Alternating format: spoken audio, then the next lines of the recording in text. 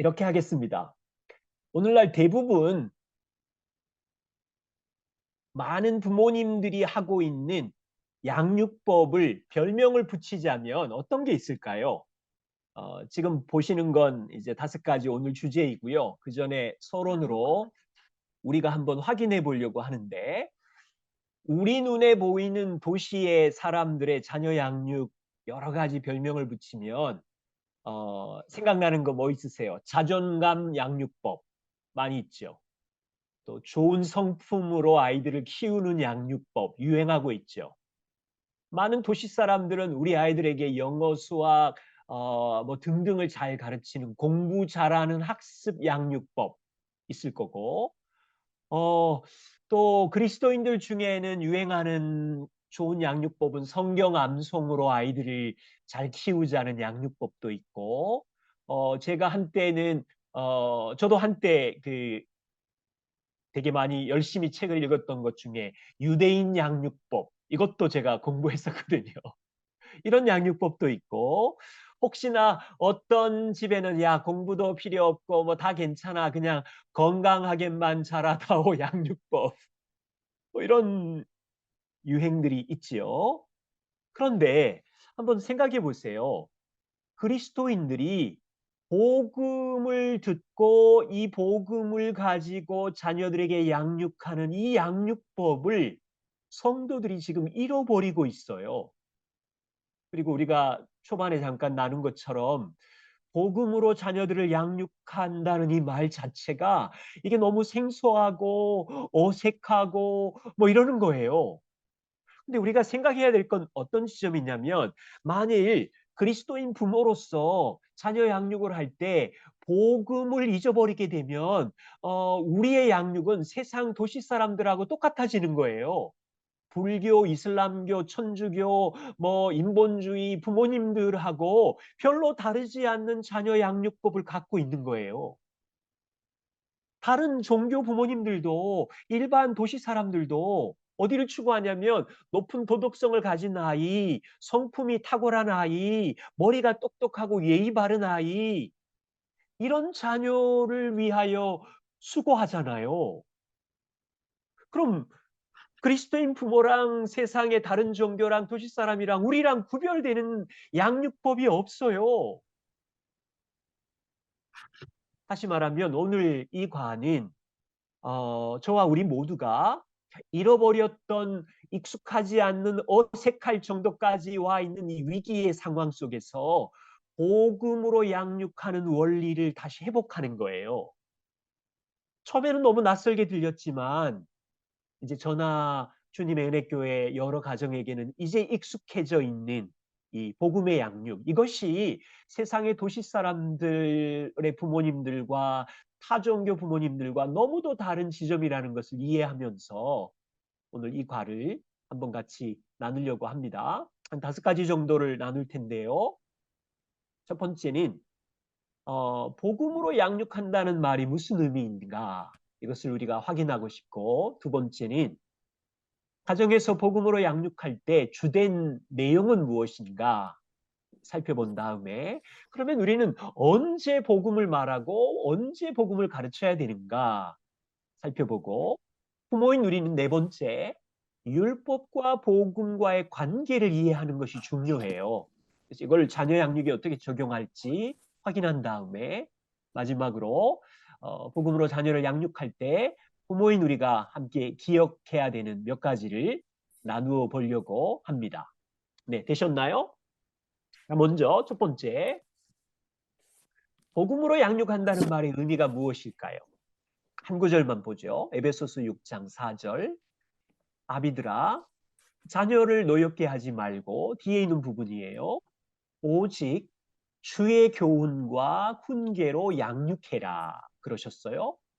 여기 교훈이라는 헬라어 단어 파이데이아는 이런 뜻이 있어요. 양육, 훈련, 교육, 뭐 이런 뜻이 있고요.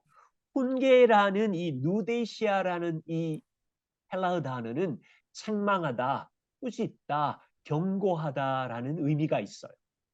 자, 그러면 바울은 지금 그리스도인 부모님들에게 어떻게 자녀를 제자화하라고 하느냐 하면 두 가지를 통하여 양육하라고 하는데, 한 가지는 재료가 뭐냐면 주의 교훈이에요. 예수 그리스도의 교훈으로 양육하고 자녀를 훈련하고, 예수 그리스도의 교훈으로 자녀를 책망하고 꾸짖고 경고하라고 말하는 거예요. 자, 이해가 되시나요? 바울이 살았던 이 에베소서 도시에 있는 부모들은 어떻게 자녀들을 양육했을까요? 그들은 그 당시 가지고 있던 그리스 철학자들의 교훈과 그것의 기초에서, 그들의 기초는 다신이었어요. 오늘날 같은 다원주의, 아리스토텔레스, 소크라테스 뭐 등등의 논리학, 수사학, 이 철학을 인생의 어떤 재료로, 인간됨으로 가르치면서 가르쳤어요. 그 에베소 도시에 유대인들이 있었어요. 그들은 어떻게 가르쳤냐면 구약을 배경으로 하는 유일신, 율법의 교훈에 기초해서 자녀들을 양육하고, 그리고 그걸로 율법으로 자녀들을 꾸짖고 경고하기도 했고, 율법에 기초한 것을 해석한 랍비의 해설서를 중심으로 자녀들을 가르쳤겠죠. 자, 그렇다면 우리 2000년이 지났어요. 지금 우리 시대 부모님들은 자녀를 어떻게 가르칩니까?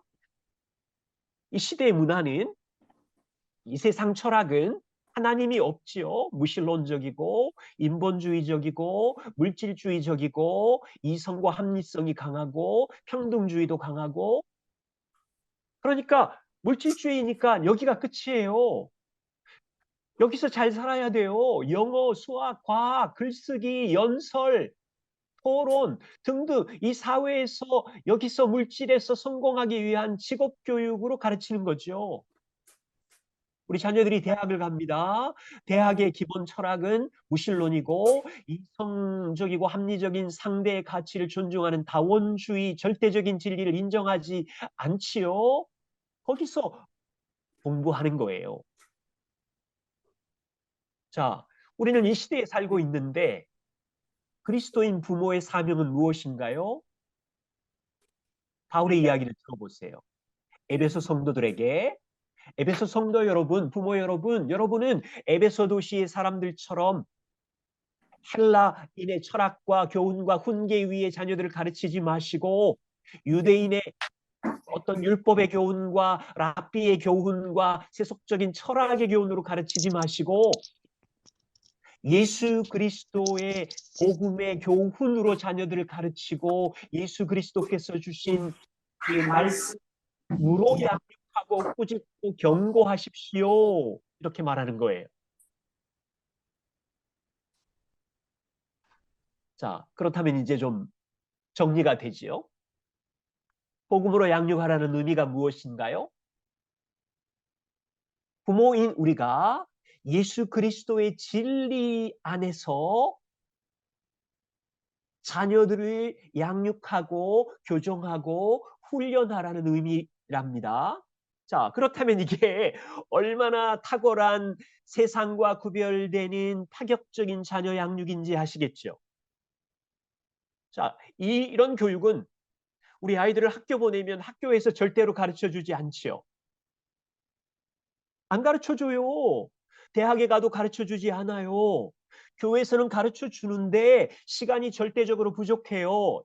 일주일에 1시간 정도잖아요. 공과 공부는 15분, 20분이고. 교회는 협력자예요. 부모님의 일상의 삶에서 이 탁월한 영광의 하나님을, 복음의 내용을 가르쳐야 되는데, 오늘날 그리스도인 부모들은 뭐 하고 있지요? 교회한테 맡기고, 교회 전문가, 교육 전문가한테 맡기고, 나는 영어, 수학, 과학, 체육 가르칠 테니까 교회가 일주일에 20분, 1시간 동안 우리 아이들 복음 가르쳐 주세요. 그러고 맡기고 있는 실정.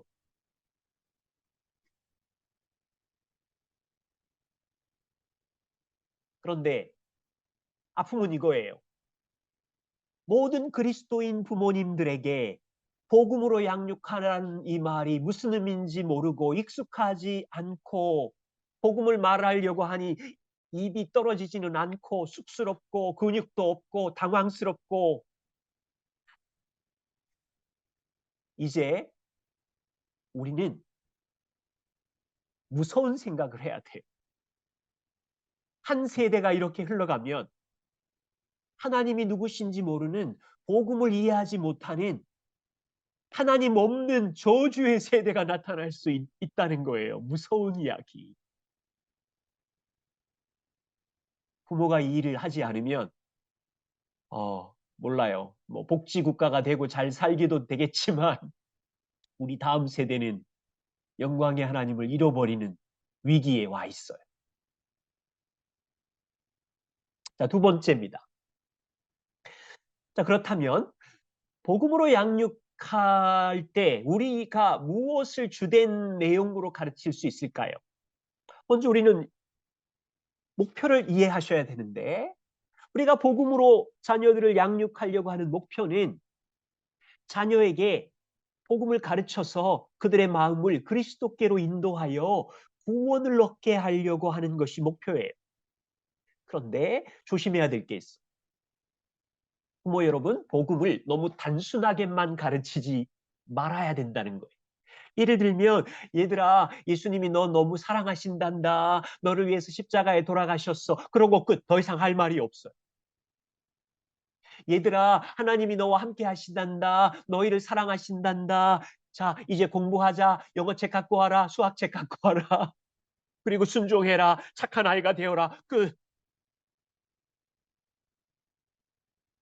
복음의 내용은 너무 단순하고 부모님들이 모르니까 너무 짧아요. 우리 이걸 조심해야 돼. 제가 한 가지를 소개합니다. 조엘 비키 목사님이 부모가 자녀들에게 가르쳐야 되는 성경적인 진리를 10가지로 이렇게 이야기했어요. 보십시오.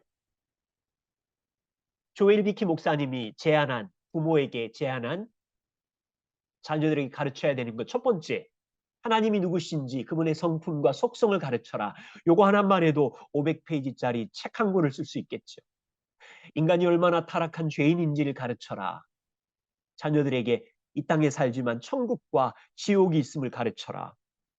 이 땅에 사는 동안 자녀들이 하나님의 도덕법인 율법과 십계명을 이해하고 살 수 있도록 가르쳐라. 평생 죄인인 자녀들에게 구원, 거듭남의 필요성이 무엇인지를 가르치고 예수 그리스도가 무슨 일을 하셨는지 십자가와 완전한 삶을 가르치고 그리고 믿는다는 것이 무엇인지를 가르치고 일생 살아가는 동안 복음을 믿고 살아가는 우리들 안에 성령이 계시는데 성령과 함께 동력해서 우리 안에 있는 죄를 어떻게 죽이고 어떻게 주님을 닮아가는 거룩한 삶을 사는지를 가르쳐라. 그리고 이 땅에 사는 동안 천국의 기쁨과 소망을 가지고 살게 가르쳐라. 여러분 이게 10가지예요. 부모인 여러분 이 10가지에 대해서 우리는 생각하고 연구하고 집에 있을 때든지 앉았을 때든지 가르칠 수 있는 준비가 되어 있어야 되겠죠? 오늘 우리는 5가지로 줄였어요. 책에는 4가지가 되어 있는데 제가 한 가지를 더 추가했습니다. 복음으로 양육할 때 부모가 가르쳐야 되는 주된 내용 5가지. 첫 번째는요. 하나님은 공의롭고 거룩하신 분이고 그 거룩하신 하나님 앞에 우리는 부모나 자녀인 우리는 죄인이고 죄인이지만 우리는 날마다 예수 그리스도의 복음 그리스도께서 이루신 일로 인하여 기뻐할 수 있고 우리의 삶에 성령님이 동행하시고 그리고 이 땅을 사는 동안 여기가 종착지가 아니라 영원한 천국이 있다는 것을 이 5가지로 요약해서 우리는 복음을 단순화시키지 않고 구체적으로 가르칩니다. 자, 여러분이 자녀들에게 하나님은 공의롭고 거룩하신 분이라고 가르치나요? 거룩하신 하나님은 죄를 미워하시는데 죄에 대해서는 심판하시는 하나님이시잖아요. 도로를 지나가면서 엄마 아빠가 자동차 도로 교통법을 위반하면 5만 원 벌금을 내지요. 누구 도둑질을 하고 사기를 치면 감옥에 가야 되겠지요. 이 땅에서 자기 죄에 대한 책임을 지겠지요. 그런데 하나님은 한 입만의 범죄가 아니라 우리 마음의 생각과 동기와 우리 마음 안에 있는 모든 마음의 동기와 모든 것에 대한 죄를 아시고 그 죄값에 대한 형벌, 저주를 주시는 심판자, 공의로우신 하나님이라는 것을 우리 자녀들에게 가르치는 거죠. 그런데 자녀 양육의 현장 안에 얼마나 망가져 있나요? 우리는 매일마다 자녀들이 망가져 있는 모습을 보지요.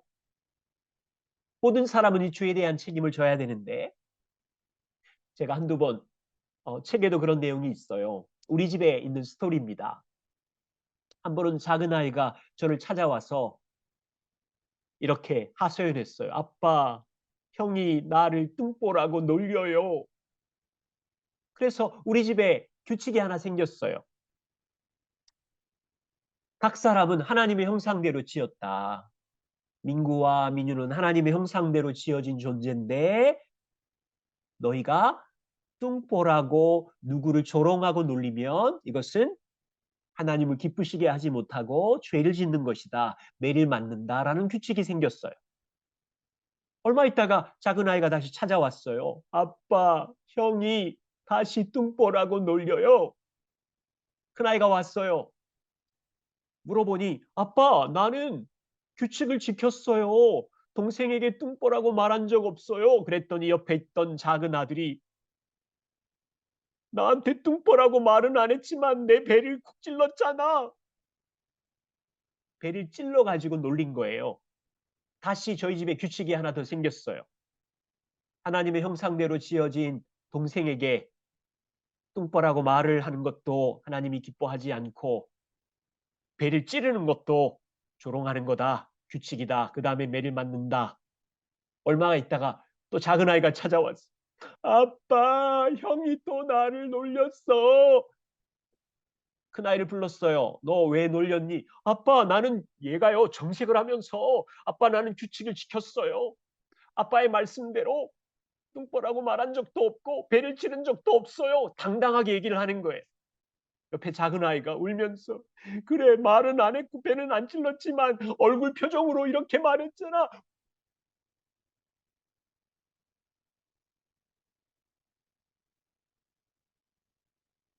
규칙은 지켰어요. 찌르지도 않았고 말은 안 했는데 표정으로 입술로 말했어요. 여러분 자녀 양육해 보세요. 아이들은 얼마나 율법적인지 이런 일이 수도 없이 일어나요.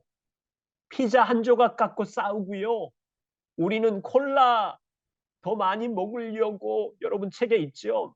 한 사람이 콜라를 따르고 한 사람이 선택하는 건데 그걸 선택할 때 차를 갖고 와가지고 더 많이 먹으려고 0.1ml라도 콜라가 많이 따로 있는 걸 가지고 가려고 하는 이 아이들의 죄성 무서워요. 제가 오늘 아침에 이 얘기를 했더니 한 분이 그런 얘기 하시더라고요. 어, 우리 집에는요 자가 아니라 저울을 가지고 와가지고 똑같은 모양의 컵에다가 무게를 재서 먹어요. 완전히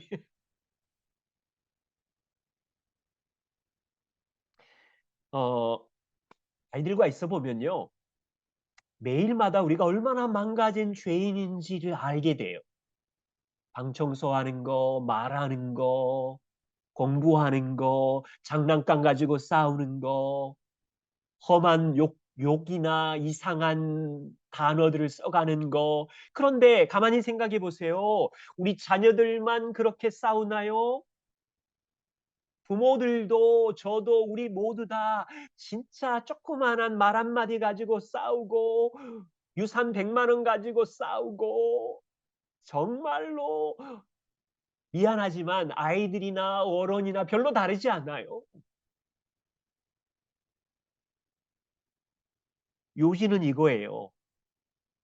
부모인 우리도 죄인이고 자녀도 죄인이라는 것이 매일마다 발견되는 이 가정이라는 현장에서 우리 아이들이 엄마 아빠도 죄인인 것을 알게 하고 자기들도 죄인인 것을 고백하게 하는 것이 이제 우리의 모습입니다. 그런데 우리에게 죄인됨만 있는 게 아니라 복음의 기쁜 소식도 있어요. 어떤 부모님들은 이런 얘기 하시더라고요. 아니, 매일 자녀에게 너는 처절하게 망가진 죄인이다라는 얘기만 하면 우리 자녀들 안에 있는 자존감이 저 바닥으로 내려가는 거 아닌가요? 걱정하시는 부모님들이 있는데 사실 죄인됨만 강조하면 충분히 그럴 수도 있겠지요. 그런데 우리에게는 하나님이 얼마나 우리를 존귀하게 보배롭게 사랑하셨는지를 이야기하면 자존감이 상해지는 게 아니라 우리의 존재 가치가 예수님 짜리가 되는 거고 하나님의 사랑 덩어리가 되는 거죠. 하나님이 너를 얼마나 사랑하셨는지 하나님의 아들을 이 땅에 보내셨고 너 대신 십자가에 죽으셨고 너 대신 완전한 삶을 사셨고 이런 이야기를 아이들이 무너지고 망가질 때마다 말할 수 있다면 부모인 우리는 가정의 현장에서 세상에서 가장 아름다운 사랑 이야기를 계속해서 고백할 수 있는 자리가 되는 거죠. 여러분, 주님의 은혜 교회 부모님들은 여러 번 하셨을 텐데 제리 브리치즈가 말한 이 책으로 복음을 설명하는 내용입니다. 저는 이 책 예화를 가지고 민구 민유에게 한 100번 이상? 한 300번은 말한 것 같아요. 귀에 딱지가 않도록. 여러분들도 다 알고 계시지요? 한번 본문을 참고해 주시고 두 번째 기록에 보면 이런 겁니다. 핵심은 이거예요. 어, 사람에게는 두 가지 문제가 있어요. 죄인이고 의롭지 않다는 거고 하나님은 죄가 없으시고 의로우신 분이지요. 우리 모두 다 영광의 나라 천국에 가려면 이 두 가지 문제를 해결해야 되는데 죄의 문제와 의의 문제를 해결해야 되는데 그것이 바로 예수 그리스도께서 행하신 이 책에 빽빽하게 기록된 죄의 문제를 예수님이 십자가에 죽으심으로 우리의 죄의 저주와 형벌을 다 받아서 우리가 완전히 제사함 받았다는 것이고 또 우리는 이 땅에 백층 높이의 의로운 삶을 쌓아도 하나님을 만족시킬 수 없는 부족한 투성인데 하나님 앞에 누구도 설 수 없는데 예수님께서 완벽하게 순종의 삶을 사시고 믿는 자에게 선물로 주심으로 우리를 의롭다고 하시는 의의 선물. 이게 복음인 거죠. 저기 마지막의 문장을 꼭 보세요. 이 페이지에 마지막에 보시면 다시 말해. 같이 한번 읽어볼까요? 그쪽에 다시 말해. 같이 한번 읽어보겠습니다. 우리는 오늘 마치 한 번도 죄를 지은 적이 없는 것처럼 깨끗한 장부를 가지고 있는 완전히 용서받은 자녀이며 마치 늘 순종해 온 것처럼 그리스도의 완전한 의로 가득 찬 장부를 가지고 있는 완전히 의로운 자녀입니다. 네, 그렇습니다. 여러분, 이 말이 여러분 안에, 부모 안에 감격스럽게 밀려오셔야 돼요. 저는 어, 이 부분 때문에 많이 뭉클하고 울었던 기억이 있어요.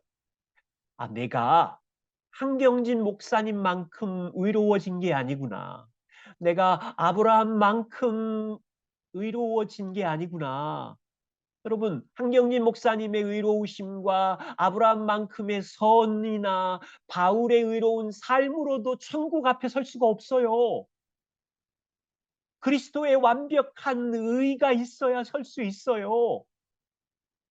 그래서 어느 날 알게 되는 거예요. 하나님, 내가 그리스도만큼이나 의로워졌군요. 그래서 저를 사랑하시고 저를 의롭다고 하시는 거군요. 이 감격이 있어야 우리가 하는 선, 우리가 하는 기쁨, 우리가 하는 봉사가 자랑이 되지 않을 수 있고 하나님께 자원하는 기쁨으로 드릴 수 있는 거지. 자, 복음의 주된 내용. 성령이 함께 하신다는 거예요. 저와 복음을 믿는 우리들에게는 이미 완전한 죄사함의 용서를 받았습니다. 그리고 완전한 그리스도의 의롭게 됨을 입었습니다. 그 사람에게는 이제 혼자 사는 것이 아니라 일생 동안 성령 하나님이 함께 동행하십니다. 일생 같이 하세요. 그럼 언제 같이 하시겠어요? 우리 아이들이 수학 문제 풀다가 머리 아파서 엄마 도저히 못하겠어요. 그럴 때 뭐라고 하세요? 그래, 우리는 지혜가 부족하지. 하나님이 너를 도와주실 거야. 성령 하나님께 지혜를 달라고 기도하자. 여러분, 아이들이 아파요. 엄마 아빠에게 뭐 여러 가지 골짜기에 어려움을 만났어요. 까칠한 사람에게 오해를 받아요. 무서운 죄와 싸워요. 그때 우리 혼자 싸우는 게 아니지요. 이 모든 것을 하시는 성령님 앞에 도움을 구하고 믿음을 구하고 용기를 구하고 은혜를 구하고 성령이 함께 하시는 것을 우리 자녀들에게 가르쳐 주는 거죠. 그리고 인생을 살다 보면 월세 오래 살 수도 있고 작은 차를 오래 탈 수도 있고 그리고 정말 갈등을 일으키면서 고통스러워할 때 우리는 어떻게 말합니까? 아들아, 딸아, 이 세상이 전부가 아니란다. 우리에게는 영원한 천국이 기업으로 있어. 여러분, 자녀들에게 썩지 않는 천국에 대한 소망을 얼마나 자주 가르치나요?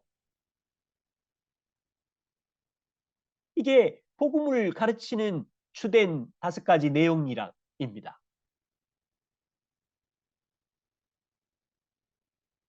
자, 우선 한번 돌아보세요. 이 5가지 내용 중에서 부모인 여러분들은 복음의 이 중요한 주제를 자녀 양육 현장에 얼마나 자주 의도적으로 최근에 가르치셨는지를 한번 돌아보세요. 어쩌면 이 5가지 주된 내용을 초등부에서 가르쳐 주세요. 중고등부에서 가르쳐 주세요. 교회 전문가에게만 다 맡기고 집에서는 영어만 가르칠게요. 수학만 가르칠게요. 하셨다면 우리는 복음의 양육을 잃어버리고 있는 부모일 수 있어요. 그래서 복음의 양육하는 이 5가지 주된 내용을 중심으로 우리가 다시 한번 양육하는 일에 허리띠를 졸라 매기를 부탁드립니다. 그렇다면 언제 가르칠까요? 2가지 팁을 알려드릴게요. 첫 번째는 정규적인 가정에서의 시간에서 가르치는 거예요. 두 번째는 일상의 삶에서 가르치는 거예요. 여러분, 그 신명기 6장 있잖아요. 집에 앉았을 때든지 길에 행할 때든지 누웠을 때든지 어디에 있든지 일상의 삶에서 이스라엘 백성들은 24시간 전체의 삶의 환경에서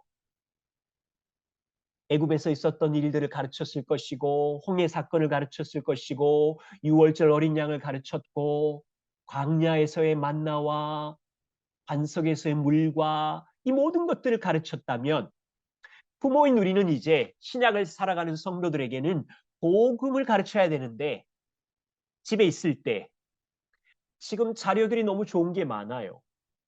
컬러 스토리 바이블, 롱 스토리 숏, 올드 스토리 뉴 등등의 이 자료를 이용해서 5년, 10년 여러분 손에 이 놀라운 복음 중심의 커리큘럼이 주어졌어요. 이제 우리는 이것을 사용하기만 하면 되겠지. 그런데 안타까운 일은 어, 우리 주변을 둘러보세요. 많은 그리스도인 부모님들이 수학이나 과학이나 영어를 가르치기 위해서는 수백만 원을 아까워하지 않아요. 좀 재정이 넉넉한 분들은 1년에 여름 방학, 겨울 방학을 이용해서 해외 연수를 보내면서 영어 리스닝, 스피킹을 준비하는 일에 열이 있고 수학 뭐 초급, 중급, 고급 뭐 등등 다양한 경험을 하면서 수십 년을 이 세상 속에서 살아내기 위해서 가르치는데 슬픈 일은 그리스도인 부모님들이 이 영광스러운 하나님과 그분이 행하신 복음을 가르치는 일에 아이들의 연령에 맞게 어떻게 가르칠지에 대한 전략이나 커리큘럼이나 부지런함이나 이런 일은 다 그냥 168시간, 1시간한테 던져버리고 그리고 뭐라고 말씀하시냐면 이렇게 말해요. 저도 복음으로 양육하고 싶은데 우리 아이들이 싫어해요. 우리 아이들은 말씀 뭐 가정 예배 드리자고 하면 도망가요. 자녀들이 싫어하는데 너무 강요해서 같이 하자고 하면 우리 아이들 마음을 잃어버리잖아요. 그러고 막 하소연을 해요. 솔직히 말할게요. 저도요. 말씀 보는 게 싫어요. 따분하고 무슨 말인지 잘 모르겠고 솔직히 말하면 유튜브가 재밌고 드라마가 재밌지. 신야, 구야, 요즘 같은 잠언 묵상 진짜 힘들어요. 자, 동감하는 건 이거예요. 아이들이 가정 예배, 성경 묵상하기, 아이들이 당연히 싫어하지요. 유튜브를 좋아하지요. 그런데 질문은 이거예요. 부모인 우리 모두는 세상의 도시 사람들은 자녀들이 공부하기 싫어한다고 너 하고 싶은 대로 마음대로 해라, 나가 놀아라, 학교 가기 싫어한다고 그래 학교 가지 말아라, 아픈데 약 써서 못 먹어요. 그렇지, 그럼 약 먹지 말아라. 그렇게 내버려 두는 부모는 없잖아요.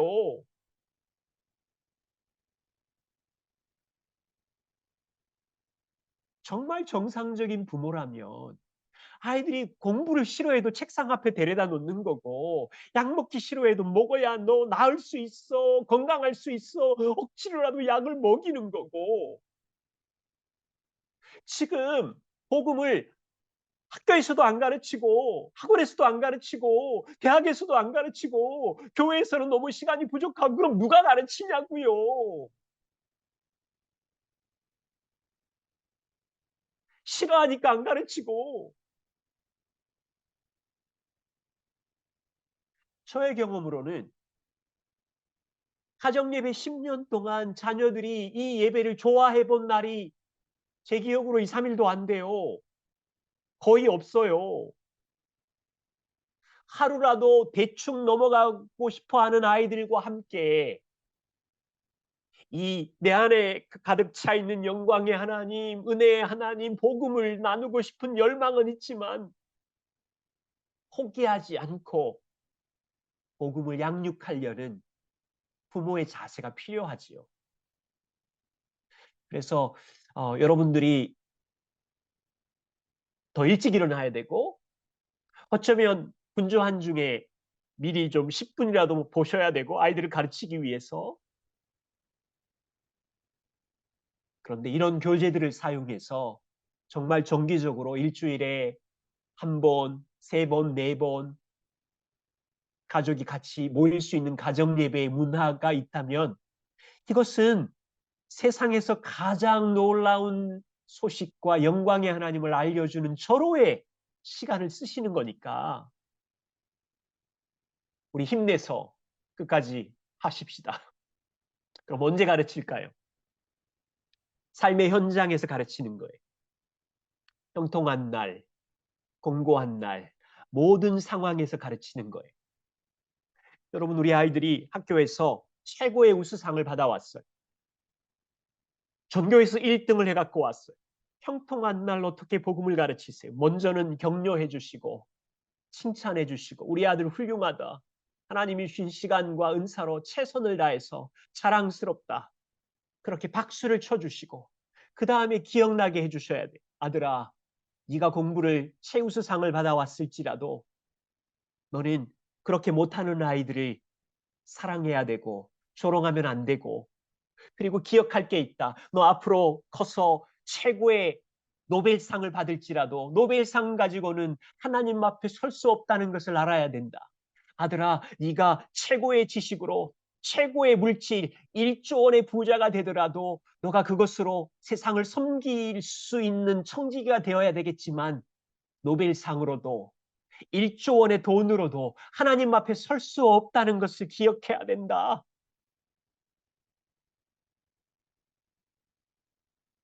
여러분, 아이들이 망가질 때, 실패하고 돌아왔을 때 우리 아이들을 코너에 몰아붙이거나 왜 그거밖에 못했니 그러고 조롱하거나 그러시지 않지요. 혹시 여러분의 자녀들이 받아쓰기 10점, 20점 받았는데도 당당하게 가정으로 엄마 나 받아쓰기 10점 받았어 라고 말할 수 있다면 잘 가르치신 거예요. 자존감을 세워줬으니까. 그래 10점 맞아도 너는 하나님의 아들이다 가르쳤기 때문에. 그런데 성실은 가르쳐야 되겠죠. 자기 일에 최선을 다하는 시간의 청지기로서의 삶은 가르쳐야 되겠죠. 우리 아이들이 놀이터에서 얻어맞고 왔어요. 너무 놀라지 마세요. 우리 아이들이 학교에서 친구들에게 손가락질 받고 왔어요. 부모들이 먼저 막 흥분해가지고 이 좋은 기회를 엉망으로 만들지 마세요. 실패하고 망가진 날, 죄인으로 들통났을 때, 세상의 죄성으로 인하여 상처를 입었을 때, 이 모든 기회들을 복음을 가르칠 수 있는 좋은 기회로 우리가 사용해야 돼. 엉망이 되는 날, 엄마도 아빠도 아이들도 죄성으로 다 들통난 날, 십자가를 보면서 죄 사함의 은혜를 나누는 기회로 사용하시고, 수치심이 몰려오는 날 그리스도의 완전한 의를 힘입어서 자유를 누리는 기회로 사용하시고, 수학 영어 공부하다가 지혜가 부족한 날 성령님께 지혜를 구하자. 인생의 골짜기를 지나는 동안 성령님께 도움을 달라고 하자. 이해할 수 없는 아픔을 지날 때 그래 지금은 이해할 수 없지만 하나님이 주권자이시고 통치자이신 것을 가르치는 기회로 사용할 수 있다면 좋겠어요. 그리고 인생의 공고한 날, 가난한 날, 영원한 썩지 않는 천국이 있다는 것을 가르치고,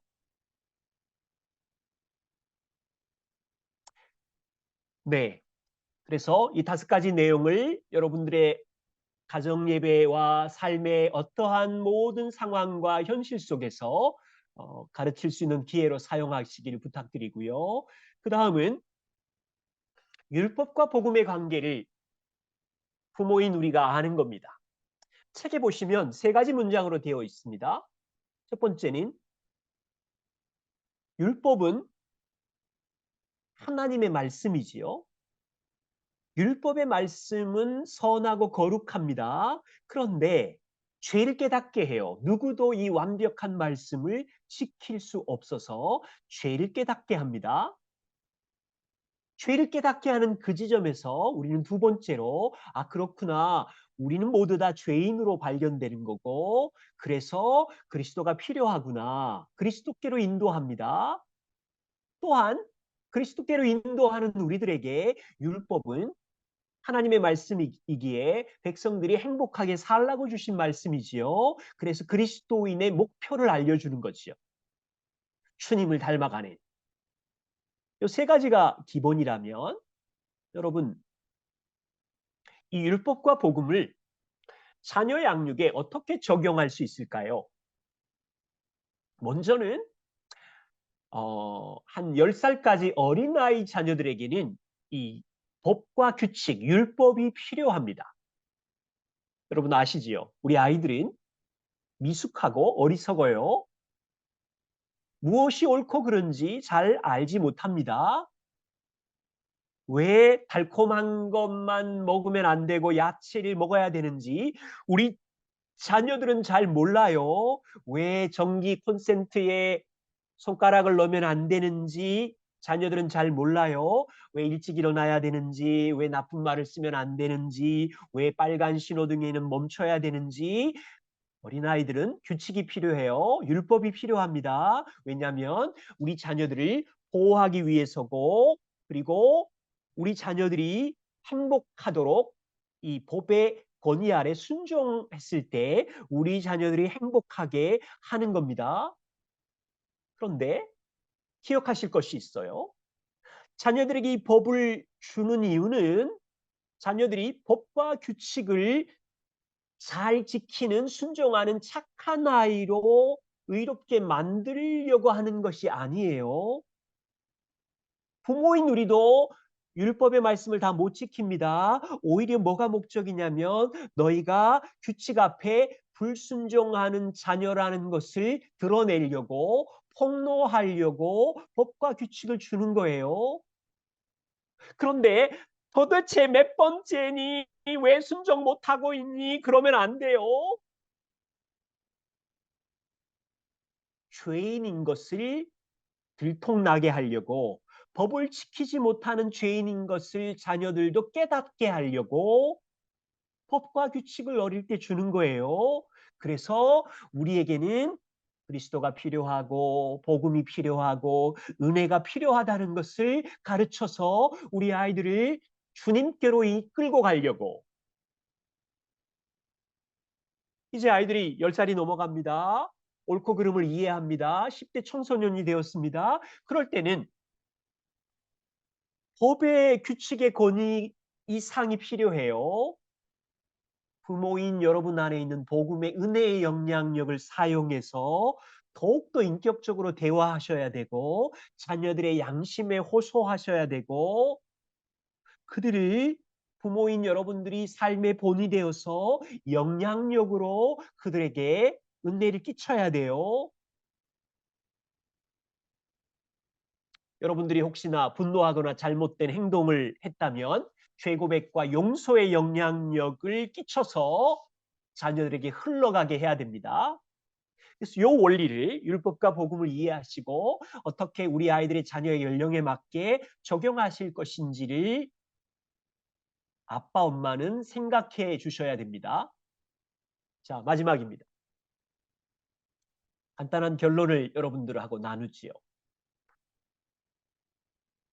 세 가지인데요. 복음의 양육을 하는 내내 우리 아이들을 바꿀 수 있는 구원의 능력이 나에게 있는 것이 아니라 주님께 있다는 것을 항상 이해하셔야 되고 복음으로 양육하는 동안 우리는 절망의 밤을 보낼 텐데 소망을 가져야 되고 복음으로 양육하는 이것은 한 번의 사건이 아니라 과정이라는 것을 이해하는 겁니다. 자, 첫 번째입니다. 폴 트립의 이야기를 같이 한번 읽어보겠습니다. 같이 읽겠습니다. 시작. 당신은 이미 부모로서 준비된 사람이라고 착각하고 있을지 모릅니다. 하지만 그것은 마치 보잉 747 비행기 앞에 서서 당신이 원하기만 하면 비행기를 들어 올릴 수 있다고 말하는 것과 같습니다. 이처럼 부모라는 임무가 인간에게 맡겨진 것 자체가 어쩌면 완벽하신 하나님의 실수일지 모릅니다. 여러분 무슨 의미인지 이해가 되시나요? 부모의 사명은 처음 서론에 말한 것처럼 좋은 성품을 갖게 해서 세상에서 성공하고 좋은 직장을 갖는 것이 부모의 사명이 아니에요. 도덕심이 높은 성품 좋은 아이 정도라면 들 수 있어요. 충분히 들 수 있어요. 실패하기도 하지만 세상의 도시의 부모들은 아이들을 성공시키기도 하거든요. 홀트립이 말한 의미는 그런 의미가 아니에요. 모든 부모들이 다 들 수 없대요. 뭘 들 수 없는 거예요? 하나님이 부모에게 주신 사명은 자존감 세우는 양육법 정도가 아니고 좋은 성품이나 공부 잘하는 양육법 정도가 아니라 누구도 들 수 없는 역할을 맡겼다. 그게 무슨 일인가요? 우리 아이들을 그리스도께로 인도하는 것, 하나님을 알게 하는 것, 영원한 생명을 주는 것. 이거는 우리가 들 수 없어요. 보잉 747 비행기를 들 수 없는 것처럼.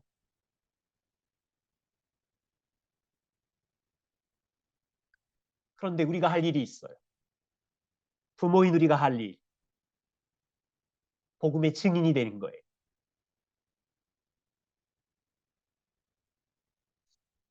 부모인 우리는 복음을 먼저 경험한 선구자예요. 우리는 우리가 경험한 하나님이 누구시고 우리가 경험한 복음 예수 그리스도가 하신 일이 무엇인지를 먼저 알았기 때문에 도구가 되어서 증인되는 일은 할 수 있어요. 그들의 영혼과 생명을 바꿀 수는 없지만 기억하세요. 하나님은 단 한 번도 부모인 여러분들에게 자녀를 구원하라는 무거운 짐을, 할 수도 없는 짐을 하라고 부탁하신 일이 한 번도 없어요. 그건 하나님이 하실 일이에요. 저와 우리 부모가 해야 되는 일은 자녀에게 영광의 하나님이 어떤 분이신지 마음을 다하여 증인되는 거예요.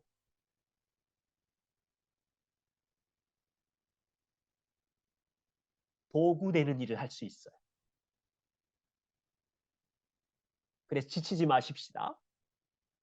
또한 복음 양육을 하게 될 때 찾아오는 우리의 일상은 여러분 절망입니다. 우와, 애들이 안 바뀌지, 왜 순종하지 않는 거야? 언제까지 내가 분노하고 있어야 돼? 도대체 모르겠어. 혼란스러워. 나는 꼭 수렁에 갇힌 것 같아. 그 현장입니다. 그럴수록 우리는 세상의 최고의 소망과 기쁜 소식, 복음을 가르치고 있기 때문에 소망을 가져야 되고, 이 일을 하는 동안 하나님이 이 처절한 현장 속에 동행하시고 지혜를 주시고 함께 하신다는 것을 기억해야 되고, 디모데전서 3장 15절을 보세요.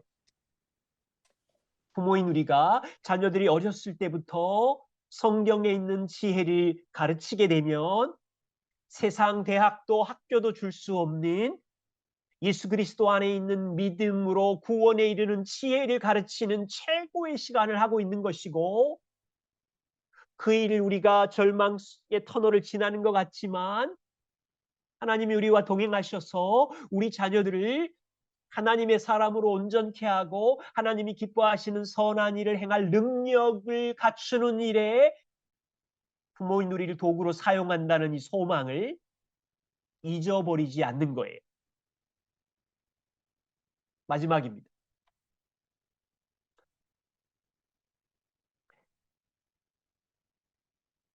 자녀 양육을 할 때 복음을 가르치는 이 양육은 사건이 아니라 과정입니다. 먼저 이 생각을 하세요. 하나님 아버지께서 우리를 구원하실 때는 우리에게 전혀 힘이 없으셨기 때문에 아들 예수님의 성육신과 십자가의 사건과 부활의 사건으로 사단을 결박하시고 모든 일을 이루셨어요. 그것은 사건이 맞아요. 그런데 이 복음의 사건 이후에 우리가 자녀로 입양된 다음에 우리가 예수 그리스도를 닮아가는 모든 과정은 사건이 아니라 끊임없는 변화의 과정이지요. 여러분, 이게 이해가 되시나요? 우리 안에 남아있는 죄성은 평생 우리 안에서 전쟁을 치르면서 우리가 용서받았고 의롭게 되었지만 예수님을 마술처럼 뿅하게 예수님을 닮아서 원수도 사랑하고 용납하고 그렇게 되는 게 아니잖아요. 인생의 수많은 골짜기와 시간을 지나면서 출렁거리면서 주님을 닮아가고 거룩해져 가는 놀라운 과정이 우리 모두에게 있는 거지요. 그렇다면 자, 보세요. 육신의 부모인 우리가 행하는 자녀 양육도 사건이 아니라 과정이라는 거예요. 어제 싸우는 아이들을 보고 화해시키셨죠? 근데 오늘 어제 얘기했는데 왜 안 바뀌는 거야? 또 싸우는 아이들을 가지고 화해시켜야 되겠죠? 이런 일이 계속된다는 것을 우리 모두가 알아야 돼요. 한 번의 가정 예배가 아니라 여러 달, 여러 해의 가정 예배를 통해서 우리가 해야 되는 일이 뭐라고요? 주의 교훈으로 우리 아이들을 양육하고 주의 교훈으로 훈육하고, 한 번의 대화로 변화되지 않아요. 한 번의 사건으로 당장 고쳐. 오늘 안 고치면 너희 고집을 꺾어야 말겠다. 하나님이 우리에게 그렇게 하지 않으세요. 하나님께서 우리를 설득해 갈 때도 성아나 당장 고쳐라 이렇게 말한 적이 없어요. 그렇다면 이런 원리가 생기는 거예요. 과정성이라는 것을 이해한다면 우리 아이들이 불순종하고 당장 고쳐지지 않는다고 해도 매일마다 순종하지 않는다고 해도 우리는 위협하지 말고 조롱하지 말고 해야 할 일 뭔가요? 반복적으로 주의 교훈으로 양육하고 훈계하고 반복적인 대화와 사랑의 만남이라는 과정을 가지고 복음을 말하는 거예요. 자, 마지막 결론 문장입니다. 저와 우리는요, 복음의 양육이라는 잃어버린 이 어마어마한 잃어버린 가치를 가진 시대를 살고 있어요. 다시 한번 눈물로 씨를 뿌리면서 하나님이 디자인하신 이 영광스러운 복음으로 가르치고 양육하는 부모로 함께 자라고 싶어요. 여러분 흩어졌을 때 소그룹 삶을 좀 나누어 주십시오. 몇 가지인데요. 구조로 나눌 텐데 첫 번째는 이겁니다. 과거에 여러분들은 무슨 양육을 하셨나요? 뭐 어떤 분들은 자존감 양육, 어떤 분들은 성품 양육, 뭐 또 유대인 양육 모르겠어요. 공부 잘하는 양육. 그랬는데 지금은 복음의 양육을 어떻게 하고 있는지 좀 익숙해졌는지 아직도 어색한지 과거와 현재를 좀 간단히 생각해 주시고 두 번째 질문은 복음의 5가지 중요한 핵심 내용을 가르치고 말하라고 했는데 여기 5가지 중에서 여러분들은 무엇을 자주 말하나요? 하나님의 거룩하심, 너 심판받는다. 우리는 죄인이다. 예수님의 하신 복음, 성령의 동행, 천국 이 중에 주로 자주 강조하는 것 뭔지. 세 번째는 최근의 가정에서 언제 어떤 상황에서 복음을 말할 수 있으셨는지 좀 구체적인 사례를 들어서 말씀해 주시면 서로에게 도움이 되겠고요. 그리고 오늘 내가 새롭게 깨달은 것, 적용한 것이 있다면 무엇인지 남은 한 50분, 1시간 안에 여러분들이 두 조로 나누어서 그렇게 나눔해 주시면 고맙겠습니다. 아마도